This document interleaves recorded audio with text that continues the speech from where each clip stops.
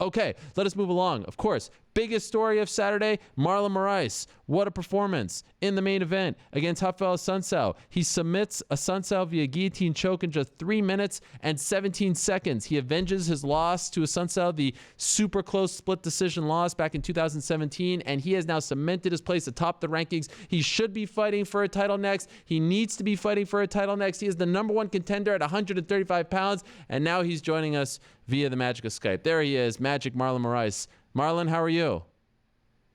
Very good, man. I made the way back home. Everything good. I'm safe, and I'm happy with the victory.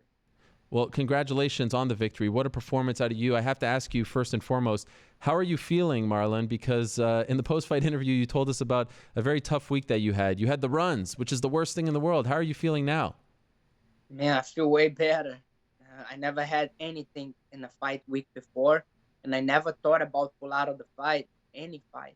And I start thinking a lot on my room, like, man, start fight I was 11, 12, and I never pull out a fight. And imagine I tell I have diarrhea, people gonna say I'm scared, I can't pull out a fight with that, You have any idea And how that happened? Like why you were sick or what happened to you? I think it's something with Fortaleza, Brazil. I heard a lot of people from the UFC crew, they got it. Two of my coaches got it.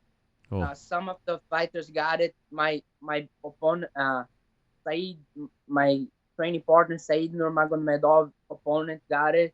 I think it's like a virus, and it's crazy. I was very weak Tuesday, and when I got it, I spent almost all Tuesday night. I couldn't sleep at all, and I woke up Wednesday and I have to do UFC obligations, and it was very hard. But those 2 days uh, helped me out to Saturday night, go in there, and live everything I had. come Saturday, you're in the locker room, you're preparing. Are you still feeling sick or at that point did you feel like it was behind you?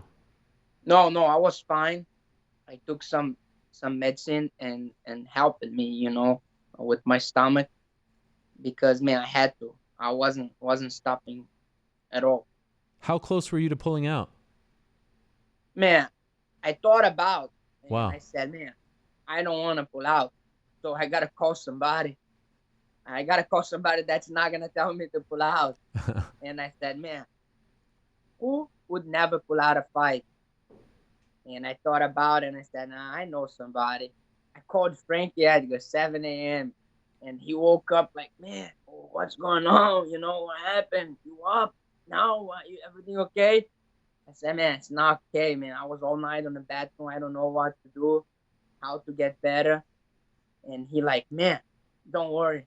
It's only Wednesday. You're gonna be fine. The fight is only Saturday. That's you can get better. Don't worry. Yeah, nice to have like one of the toughest And I people ever in the sport give yeah, you and advice. I just forgot about, and I just thought about get better. And mentally, I thought about, man, when we are cutting weight, we are getting ourselves dehydrated. So I'm dehydrating, and it's just the same. I'm gonna be better. I'm gonna be back, and I'm gonna be able to fight. You don't usually seem to need help cutting weight. Did this really help you? Did you feel like it was actually happening faster as a result of how you were feeling? The problem is I was feeling very weak, so I was drinking coconut water. I was drinking some fluid, so my weight wasn't going down. I couldn't let this happen. I need to manage it. And I think the cut was just same, but I just felt weaker. And even Wednesday, I went in the on the elevator. I was going to do the. You can see, man, if you watch the MMA Junkie and the YouTube interviews that was on Wednesday, that wasn't myself. I wasn't there, man. I was very, very, very sick, and I did all the two obligations, and I went inside the elevator, and who comes in? Rafael Assunção, father and brother, Oh, and they look at me and they're like, man, you all right? And I look at them, yeah, yeah, I'm good, I'm fine. I wasn't fine, I wasn't fine at all. did you feel like you needed to end the fight quickly because of how you were feeling? No, man. When Uh, I walk in there, I felt ready, man. I was sparring every day. Just get rounds with Zabit, Timur Valiev, Saeed, Maga. These guys are like beasts, you know. They get me ready for anything. And the training camp was very good. So I was training hard and putting myself in the worst case scenario. So that day, being a little sick, being a little weaker, was just another day on the off. We've talked in the past about how Rafael is a grinder and it's hard to look good against him. You looked very good against him. Did you feel, I can't let this fight go to the judges. I can't let the same thing that happened last time happen to me. Like, I need to put an exclamation point and separate myself from this guy. You did that on Saturday, but was that part of your mindset going into the fight? My mindset was be me, you know, do what I was doing training. And I like to say, man, Mark plays a big point on this fight camp. He read a lot about Rafael's game, about what he was gonna do, and how play out the last fight. And Towers this week, Eddie Alvarez, he called me and he saw a lot of good important things on our last fight.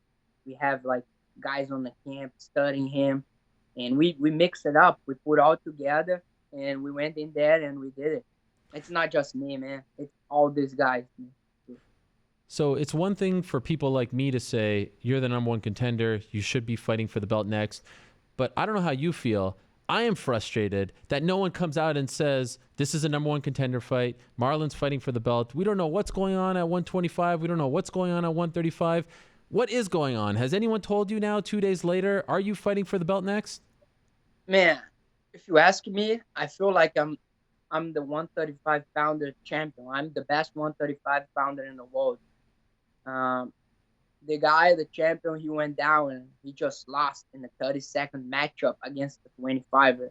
So I feel like I'm the champion. Whatever they want to do, if they want to bring him up, I'm gonna be very happy to welcome him and settle this, you know. But right now, I have no talk about any fight or anything. My only focus is go in there and fight for the belt. That's it. That's no talk, you know. If not the belt, you know, we're gonna move forward and see what I'm gonna do, you know, because I'm in this sport to be a champion, and time comes and time's now, and that's it, man. That's nothing. That's not nothing to discuss. I'm gonna fight for the title. Point. That's it. You said afterwards that you want a new contract. How many fights do you have left on this current contract? Man, I have fight left, and I want a new one, but I want to fight for the belt. I'm only taking the new one if the belt's on the line. If it's not on the line, I'm not taking it. Wait, so just to be clear, you said you have one fight left? Yes. Wow. So if they don't give you a title shot next with the new contract, you're saying you're going to fight out your contract? Man, I just want to do what I work for and what I earn. I'm not asking for anything. I earn it. I put down three top five guys. I did what people never done before, finished three guys in the first round. And what stated I need to do more, you know what I have to do more to prove how good I am. I'm living my dream. I took cuts. I did a lot of sacrifice. Now it's time to get what I earned, you know. That's it. Yes. I like it, Marlon. That's great. And I love what you said in the cage afterwards, sort of along the same lines of what you said on this show a couple weeks ago, saying that you were embarrassed by TJ Dillashaw. The post-fight interview from you, we don't usually see that kind of heat from you in the cage as far as what you said to TJ when Michael told you to give him a message. I like it. I like this fired up Marlon Moraes. Yeah, man. Like I said the last time, you know, we need to get this division back again, you know. And I don't want to use Trump, but we gotta make America great again, man. You know. Is it a little awkward, Marlon? If you could be honest about it, your management represents Henry Cejudo and you, and he's trying to fight for the 135 title now. How are we going to figure this out? I don't care who manages him. If he steps on the 35 division, he's gonna go down just like any other 35. Do you have any idea what they're going to push for? Because just last week it seemed like they were pushing for Henry to fight for the 135 belt. Man, I helped them. I just finished three guys in the world. If they want to promote and sell the fight, they know who they gotta put for the belt. Do you know when TJ is ready? Have they given you any insight? I don't know. I know I'm ready. I've been working so much for this long time, and it's no talk. That's nothing. I don't want to discuss anything. That's it. That's the title shot, and I want to get what's mine, and I want to fix all the situation. When you compare the last three fights that you've had, incredible performances. I mean, this rivals what you were doing in WSOF, and I would argue it's even better given, how tough these opponents are. And then you compare it to your first fight in the UFC. Is it fair to say that maybe the first fight, you chalk that performance up to, it was your, octagon jitters? Because the Marlon that we've seen in the last three fights, very different than the guy who debuted against Rafael Sunsao. Man, I don't like to make excuses. I think I just had a bad fight. No excuse, but the guy in the cage was me. It wasn't anybody else. I wasn't there. We just took that fight. We took that loss. We worked hard. We asked for opportunities. We got fight. We kept getting better. We kept working. The guys believe in me, and I'm here. I'm here. I'm 4 fight win streak, 3 finishes, and I'm on my way to get the belt. What was it like being back in Brazil, for the first time since that fight, now on this winning streak? Did you feel more love? Did you feel like the fans there were treating you like a star? A little bit.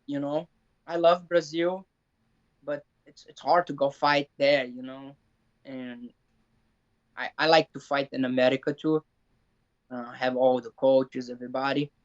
Was good to go there, but he was fighting home. I was 5 hours Okay. from my town, but I had couple people going, couple friends, couple family members, and it was good. It was good to fight and give them a victory.